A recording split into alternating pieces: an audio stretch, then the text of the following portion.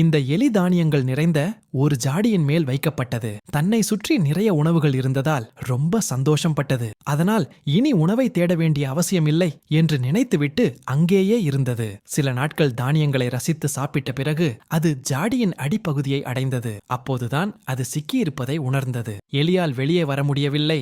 இப்போது அது உயிர் வாழ ஜாடியில் தானியங்களை வைக்க யாரையாவது முழுமையாக சார்ந்திருக்க வேண்டும். அந்த எலிக்கு விருப்பமானதை தேர்ந்தெடுக்க முடியாது. கொடுத்ததை சாப்பிடுவதை தவிர எலிக்கு வேறு வழி கிடையாது. இதிலிருந்து நாம் தெரிந்து கொள்ள வேண்டிய விஷயம் என்னவென்றால், குறுகிய கால இன்பங்கள் நம்மளை நீண்ட கால சிக்கலில் விழ வைக்கலாம். வாழ்க்கையில் எதுவும் எளிதில் கிடைப்பதில் கிடைத்தால் அது மதிப்புக்குரியதாக இருக்காது என்று நினைவில் கொள்ளுங்கள். குறுகிய கால இன்பங்களில் மிகவும் வசதியாக இருக்காதீர்கள். உங்கள் இலக்குகளை நோக்கி தொடர்ந்து பணியாற்றுங்கள். உண்மையான வெற்றியின் படைப்பு கடின உழைப்பால் கட்டமைக்கப்படுகிறது. வளர்ச்சியின் ஊக்கம் மக்களின் வாழ்க்கையை வளர்ச்சியடை மேம்படுத்துவதாகும். எனவே எங்களை ஏற்கனவே ஃபாலோ பண்ணியிருந்தால் கங்கிராஜுலேஷன், நீங்கள் வளர்ச்சியின் பாதையில் சென்று கொண்டிருக்கிறீர்கள்.